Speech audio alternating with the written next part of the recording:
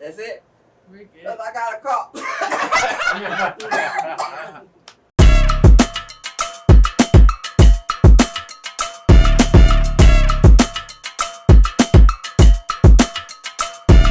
Hello, everybody. Welcome back to the Idea Room, where innovation meets inspiration. So this is a space for us to have conversation and dialogue about how we got started, some of the things that are happening with the organization, and also to hear from supporters about what's happening, why they got involved with the organization, and kind of get a good sense of where we're headed from here. So I am joined today by Glenn Wilson, our president and CEO. And for those of you who don't know me, I am Essence Wilson. I'm co-founder and chief strategy officer here at Communities First. Glenn, how are you today? You know, I'm doing all right. Today That is is a an good day. unacceptable answer. I need more than I'm all right. I am doing phenomenal. Oh, How about that? I Is think that you better? just made that up. All right. No, I am. I'm doing pretty good. So it's not a bad day.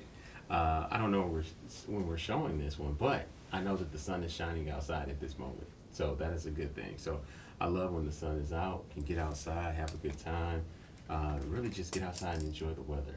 Other than that, I mean, things are going very well. I like what's happening with the podcast and the idea room. I'm so glad we have two people here that's had experiences with the work that we do here at Communities First. And I always tell people all the time, it's like, I can tell the story all day long, right? You can tell the story all day long. And sometimes, to me, I think that just gets old.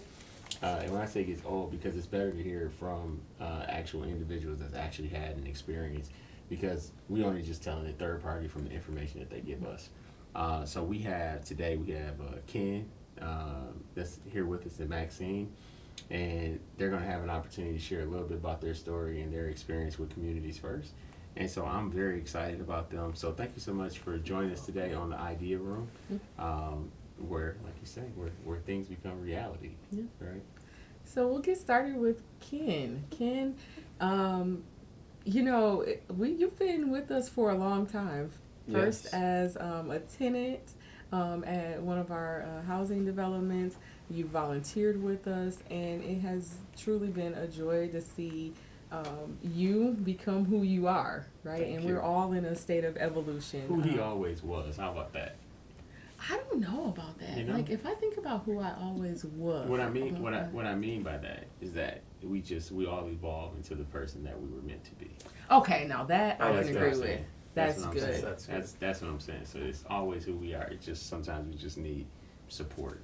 Absolutely. You know what I mean? And so, can you tell us a little bit about yourself and your relationship with Communities First? Yes.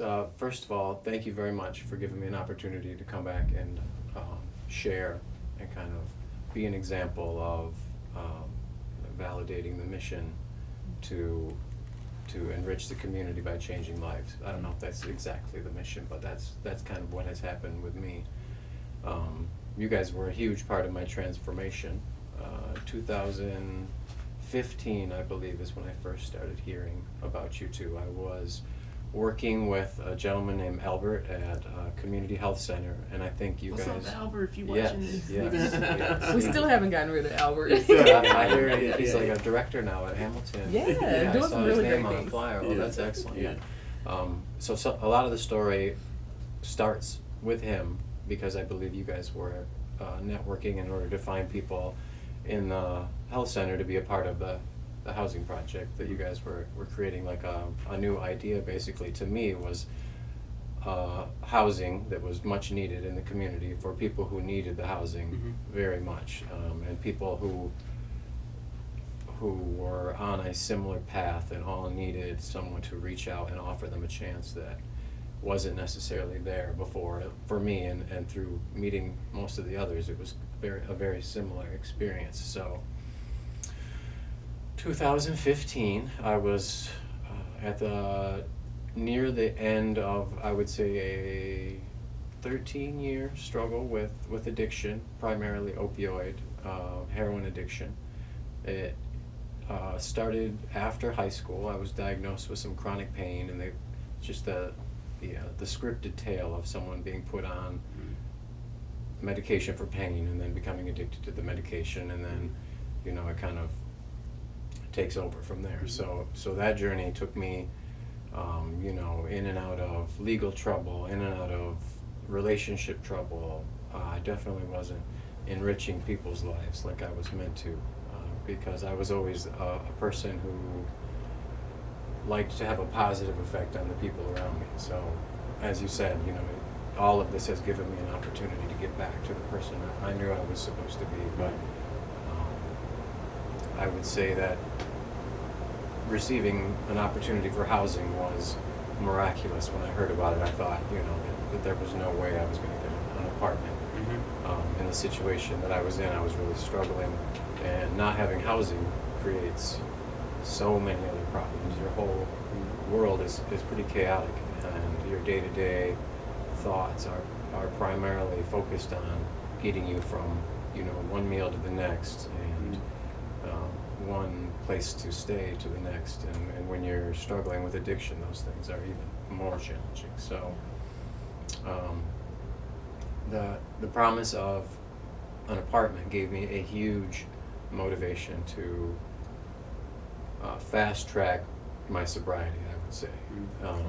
And it didn't necessarily happen like that, but fortunately, because of the nature of the housing, I was able to really grow there.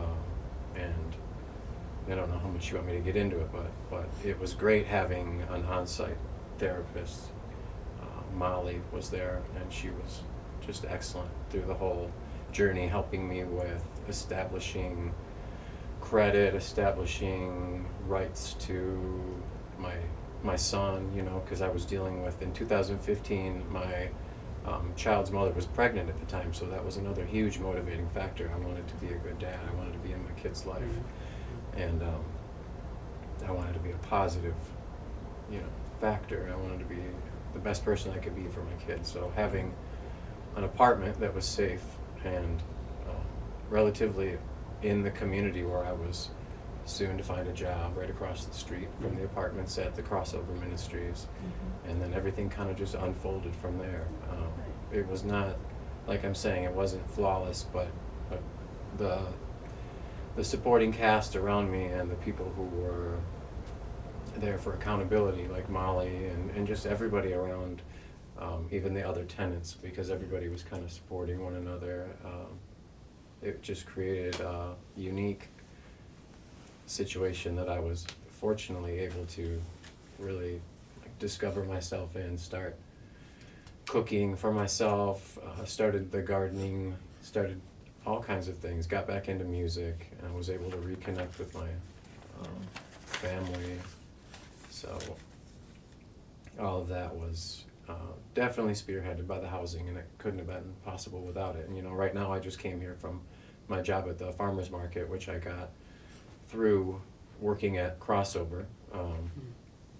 A woman named Denise was, I think, the director there at the time. So it's just been a combination of meeting the right people and doing the right thing and having opportunities that were you know, I was blessed to receive. So just thank you guys for offering it. Yeah, that your story, Ken. I mean, I know it's not all of it. I know you're like holding some of it back because you're like, hey, how much I share, you know, right? Yeah, our it's time, a right, yeah, you know what I mean. But you've done. I mean, you know, you're kind of, you know, you're speaking to it, and I mean, we talk about housing in general, you know, just as an organization, as communities first, and just the importance of it in general. And I think some people just kind of take it for granted when we're talking about we need to provide housing. But the other thing that we were intentional about doing, this is why I appreciate it, like how you're saying, like it was a community. We were more intentional about building it to be a community, not a place where certain people stay, right? It was just a place of, this is a place, we know this internally of what we're doing. But externally, this is just a beautiful apartment building that people live at.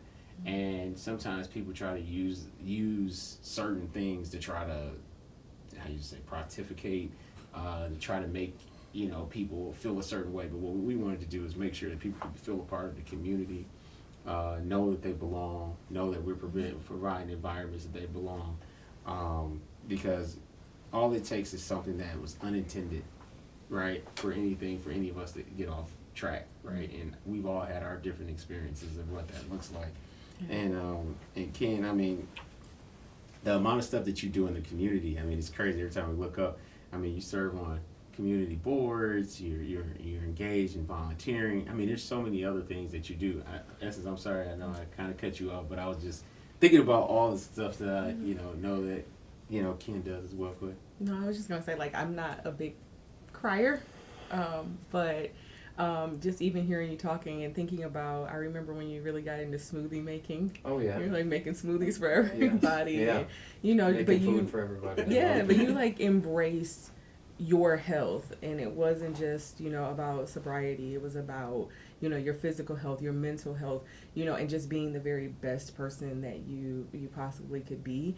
And the journey has not been without challenges, and Correct. nobody's life, and nobody's journey is without that. But I am just so, I don't think proud is the right word. I would say honored to have played a little part. Big part. Thank Big you. Part. In that journey. And, there were times when decisions could be made and we're just like, I don't think this is, going to work out, but I am so glad that, that you remained committed to yourself and committed to your family and committed to the life that you want and the life that you have. And that we also remain committed to our mission and had some stick and stay with you on that journey. Yeah, I remember Ken. I think when he came up to the office, I remember they told me a story. And Molly was like, Ken wants to be a homeowner. It's like, what? It's like, all right, let's try to figure this out. And I remember that whole conversation, that whole process. And like you talked about, like, getting help with like credit repair and getting some other additional stuff. Do you want to kind of talk about your experience, kind of just, we tell people all the time, we want people to be successful and to do things and provide that support for people to be successful in their life. Can you kind of just talk about that, like how that went from you got supports, then you saw you can get additional supports, and then kind of how you took that and moved into now with, now you have your own home, that you own. I mean, can you just talk a little bit about that? Yeah, for sure. I would say once the burden of where am I going to sleep, was taken away, and I could then be a part of a community, but then also have my own space to like reflect and heal, and then kind of not worry so much about how I'm going to make money for rent and all of those things that you kind of need all of your faculties. I was very deep into the addiction, so I needed all of the resources and all of the chances, and it was a resource hub there. So there was, like I said, a therapist there, and people who were, their job was to help me succeed, basically. And that was fantastic because I definitely needed all of that help. Recovery is addiction is a very lonely thing. People really push away the people they love, and so when you have a chance to heal and people are kind of putting their arms around you, helping you, giving you chances, it gives you inspiration to change. So I was definitely inspired by the opportunities, just first and foremost, and then after that there was many chances, and there was so much right nearby. The apartments were right in the city, so right by the probation office, right by the transportation center, right by the market. So it was location and people, and now I'm going on 7 years clean. I have both of my kids in my life. I was able to find all of the resources I needed in the library there, or through the social workers, or if they couldn't help me, they would figure out somebody that could help me, which was very important. And there was just times where you just, I would need someone to talk to, and there would be someone there to talk to who would be a positive influence. And just that alone is a huge thing, because being surrounded by people who are wanting to help you makes a huge difference. So building my credit there, I had no credit. I went through probation successfully, which was huge. So it was one unfolding of opportunities after another. Everything seemed to be connected for a while. I believe even at one point the bus dropped me off, and the bus driver was like, my son, you know, has something to do with these buildings. I believe it was, I don't know who it was, but maybe somebody in your family who works for the MTA. Mm-hmm. But Mm-hmm. everything was just seeming connected, and I just took advantage of the positivity that you guys kind of offered, and the I would say optimism and patience, all of these things that were kind of absent from my life before, and then automatically all that stuff came to the forefront and offered me a path, and I chose to take that path, and now here I am today, and I've been able to give back. I've been able to, during the 2020 election, I believe, we went out and helped people get to the ballot who maybe otherwise wouldn't have, and that was really awesome, being able to go back to some of the shelters that I came up through, and just being able to be someone who they could see was there and now is here. And I remember seeing people like that in my journey and realizing, you know, this is possible. So the fact that you know, it's like a gift that keeps on giving. I think there's a saying in Narcotics Anonymous or Alcoholics Anonymous, you cannot keep what you don't give away. So even though some of it might not be convenient, it is always enriching, and it's always good networking. And also I got to speak in front of the governor a few years ago about affordable housing through your guys' opportunity. So I got to meet Governor Whitmer and share a little bit of my story. I was pretty nervous, but it seemed like once it became time for me to share, I just kind of was able to do it. And then I kind of thought, what did I just say? But the governor was like, that was awesome. So, you know, all of that has felt fantastic and gives me further motivation to just keep on going and pay it forward. And I look forward to anything that I can do to help with the community's first mission. Yeah, thank you for that. Thank you. Thank you for sharing and for your, you know, your vulnerability. And I don't think sometimes we understand how much our own stories and our own experiences helps others. So I'm sure that someone watching will hear what you have had to say, and they'll take from it exactly what they need for right now. Thank you. Thank you for the opportunity. Yeah. So we're going to turn to Miss Maxine. Yes. I am so sorry that this is the first time I've actually met this legend in person. Heard so many good things about you. And if I... Well, she's all over the building. She's all over the building.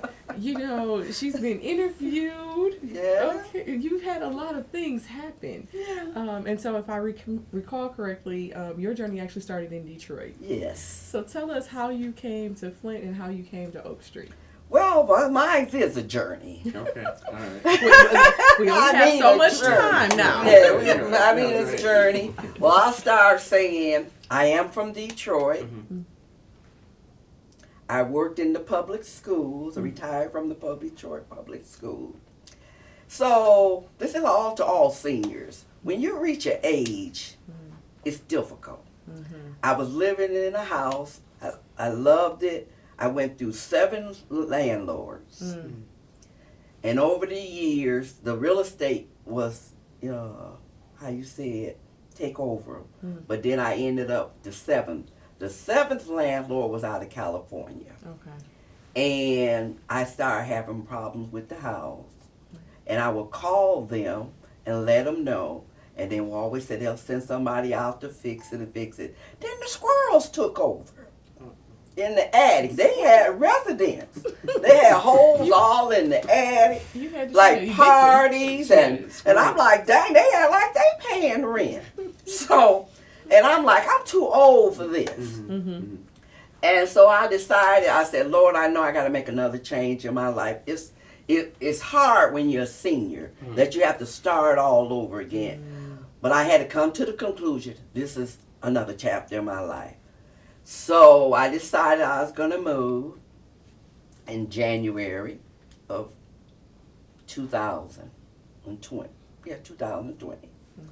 So that year I decided to move. my mother died January 14th of that year.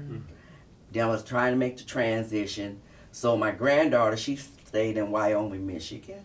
She said, Nana, come and stay with me. So in the meantime, I stayed with her, not realizing she's going through some stuff, not talking to me. And she decided to downsize, go back to Grand Rapids. So I had to find another place to live. So my grandson's father said, my mother and great-grandmama take you in. So I moved to Flint.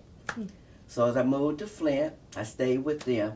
And you know, when you're older, it's hard. And I've always been on my own, independent. That's one thing my mother taught me. So it was hard trying to stay with somebody. You know, when you used to try to stay out of their way. I wasn't eating right. I wasn't resting. And my health got bad. Doing up and downstairs wasn't a good thing. So I kept saying, Lord, you got to help me. And I put in application, paying money for application. No callbacks. Never hear nothing from anybody. I know sometimes you had to be on a waiting list. But that didn't work. I'm steady spending money, but ain't getting nothing back. So I said, Lord, I'm just going to make up my mind. I'm going to stay in Flint.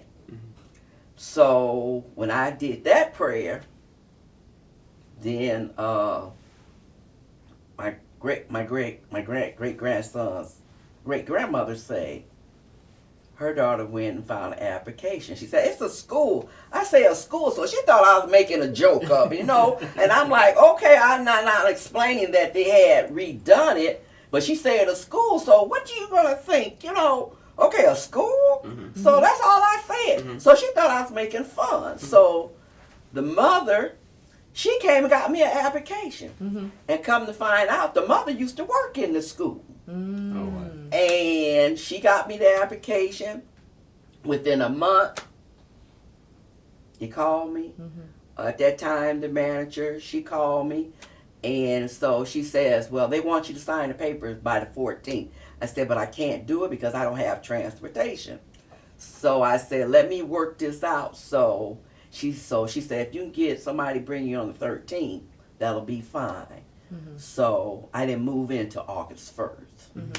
Had a little complication because it didn't give me a key. I didn't know I needed a pad key to get in. I couldn't get in. So one of the residents named Johnny, I called. I said, well, I'm a new attendant. I need to get in because I'm trying to move in. So he let me in. So I started moving in. Then the man, I said, you didn't give me a pod key? I said, I didn't know how to get in. Nothing. I'm like, oh, okay. So here we go. And so I got moved in. And so I love my apartment. I fell in love with it. She took me in there and I'm like, yeah, this is me. This is. The only regret I do have, the bathroom too far from the bedroom. But other than that, everything. So we'll remember that as we're designing, especially if it's a senior housing. That we make sure the bathroom. Just remember, get closer to the bathroom. Because by the time I come out of my room to the bathroom, I don't walk up. So by the time I get back to the bedroom, I can't go to sleep. Back to sleep. Now, we'll work on that. Okay, I'm just getting next time you playing that. Okay, so the thing that you were talking about when you said you love it, and so, you know, obviously when you say you love it, it's like home. We can definitely tell that, like, and everybody else can tell at Oak Street, because not only, you know, you're educated, but you're also an artist, right? And so the things that you do, and people had seen some of the things that was in your apartment, and then we were trying to figure out, and then you had an idea of like, hey, I want to do something in some of the other spaces to try to see how I can make it more like home. Right. Like, can you talk about like your like what you've done a little bit there, kind of like what you did with these spaces and kind of the community room. Yeah, the community. Yeah, room. She's making it sound so small. Oh, just in the community. You made the news for this. Yeah, she made it. I think it's like on a museum. It's like it's a museum she's created or something. Well, you know. Well, when I went there, everything, I'm like, the community room, I'm like, I like life. I like beauty. I like something to just come to me, you know. And I looked, I said, white walls, white tables, white chairs. Inside the little kitchen, got a little brown. I'm like, And so Sharice Mm-hmm. was head of the arts and crafts. And so I started helping her. Mm-hmm. And as I started helping her, She started. I taking started decorating. And then Sharice got so used to me, she said, well, I'm just going to turn everything over to you. I'm like, huh? She said, whatever you need, I'll just get it for you. Mm-hmm. And so my biggest event, when the first one I done was Black History Month. I love Black History Month. Mm-hmm. That is my main frame. Mm-hmm. So I did some pictures. I like creating different pictures. My pictures, not nobody else's creation, mine. Mm-hmm. So I started decorating. So every holiday came, I started decorating. Mm-hmm. And people would come in, oh, it's so beautiful in here. Ooh, you do that? And then people from the outside come in like, who did it? Mm-hmm. So, like Tracy, okay, Mm-hmm. I go to Dr. Waters for my eyes. So she didn't remember me. Mm-hmm. And I said, oh, don't you remember me? And we sit up there and we talk. Because she was saying, yeah, I work for Community First Volunteer. Mm. And she says, you're the Maxine that do the community? I said, yeah. Mm. So we had conversations. So my event, I like it because, like I said, I talk to Matt and different people. I volunteer when I can, you know, because I always been a go-getter. Mm-hmm. And I do my art because I like to see people relate. It's almost like therapy. Mm-hmm. You know what I'm saying? It's mind awareness. Mm-hmm. So when I do this, it's to get people in thoughts, to bring them out of their shells, Yeah. to give them freedom to breathe. But being a senior citizen, you know, a lot of people don't have family. Yeah. They don't have nobody come in and comfort them. But when I do my pictures, it's the comfort. Yeah. They can go in and see beauty Mm-hmm. and let the Lord come in and cleanse them. And the mind gets from all the frustration, the stress, the sickness. And this is my therapy when I do this because it helps me. Yeah. Because I can't sit there and worry about this and worry about that. Yeah. I want to always try to keep a positive mind Mm-hmm. as much as I can, even through my sickness, my pains, and my aches. And I thank the Lord that He gave me this gift. Mm-hmm. Because as He gives to me, I talk to people now and I explain the different art. And I said, this is therapy. Mm-hmm. You don't understand it. People go through stress, they overwhelm, they sick, and they need some outlet. Yeah. This is our travels in our life. Mm-hmm. And as you go, it opens up a new avenue, as my granddaughter said, in La La Land. Yeah. To free us, Yeah. take us out of our bondage. Because we be so wrapped up, Yeah. and we got to let go. Yeah. Yeah. And we So- go ahead. Oh, I was gonna say. So, I mean, I think both of you have talked about Mm-hmm. this idea of kind of a blank canvas, right? Whether you're talking about your kind of your personal life. Mm-hmm. I think when you walked in, you may have had some things going on, but you were open to opportunity and kind of embracing, and you painted your own beautiful portrait of life. Right, and that's that's And art. you saw blank walls, Yeah. and you were able So to fill that opportunity. in Right. with some color and with some art. And I think that's a lot of what we do. We create kind of a framework, and we have certain expectations, Mm-hmm. but it's really our volunteers, the residents that make Yeah. it what they want to be. We had no intention initially of having a community garden. And I did that. Well, Right. well Last but year. before you did the community garden, we had a resident who was interested in gardening and had never done it before, and then we helped her become a master gardener, Yeah. and she Okay. helped coordinate the gardens at Oak Street and at Swayze. Right. But that's something that every year I get a call. Are we ordering a garden kits? This is what we Right, need. We right, need some right. mulch. We need this and that. And it evolves because of those that choose to participate. So we give you the canvas and you get to fill it in. I tell people all the time is that people sometimes they get fascinated by the buildings, right? They're like, oh, these are beautiful buildings. And I tell people all the time, I said, you know what? What means more to me about the building is that just like buildings, just like Swayze and other buildings, they were forgotten about, right? Like people didn't know if they were going to be able to be reused, if they were going to be rehabbed, what was going to happen with them. They thought they were a problem with the community, thought they were a nuisance, thought they were going to have to be closed, demolished. Mm-hmm. But all they needed was some vision, Right. some elbow grease, Right. a team. And when you think about, and I tell people this is the part that means most, is the people who live in it. Yeah. That's what it's for, right? Is the lives that it's supposed to change, the lives that it impacts, and that gives one more person. So just like we see a building and how it can be rehabbed, and it can have vision, it's the same thing with people's lives. Right. Right? Is that we're not going to give up on a building, we're not going to give up on people, Right. right? You see what I'm saying? So let's not just be fascinated with how the buildings look, but let's be fascinated by the people who live in it, because those are the people that impact our neighborhoods, our communities. Right. Like Ken, with you donating your time, playing music, and doing different things in the community. Right. Serving on the community boards that you do. Like people probably wouldn't know you 10 years ago versus now. Right. They'd probably be like, transformation. Right, transformation, right? So not only are we really transforming buildings, right? We're truly transforming the lives of individuals through transforming buildings, right? Yes.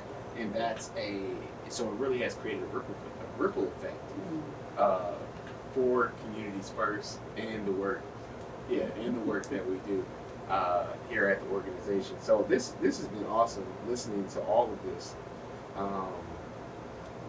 Is there anything else, Essence, you want to say? You might speak up. I just want to say thank you for allowing Communities First to be a part of your journey, for embracing the opportunities, for being champions for your fellow tenants, and doing something that means something to them, and just for your beautiful story that could not have been more perfectly written to make an impact. I mean, and I mean that wholeheartedly. The people that you encounter on a day-to-day basis, your children, the folks that you see as you're working, they don't necessarily know the backstory, but seeing how far you've come and who you are today and who you were always meant to be is an inspiration. Now I'm a homeowner. I don't know if I said that. Yeah. And I know that you said something about it, but so the whole, that was a possibility that I did not think was something that was going to happen so soon in my early recovery, but you guys definitely helped with that. Yeah, no, thank you so much again for y'all coming and sharing your stories. Greatly appreciated. We tell people it's always more than housing, right? Our mission is really to build healthy, vibrant communities through affordable housing, economic development, and innovative programming. That's what we do, right? It's more than just building a building, but it's starting there. It's building lives. And so, until next time, be sure to follow Communities First on all our social media platforms. You can catch us on Amazon with the podcast. You can catch us on Amazon, Apple, and Spotify. So whatever you listen to, we should be on there, or you can find us on our communitiesfirstinc.org Facebook page. So until next time, again, keep building, keep growing, and keep putting communities first. And guess what the best nation in the world is?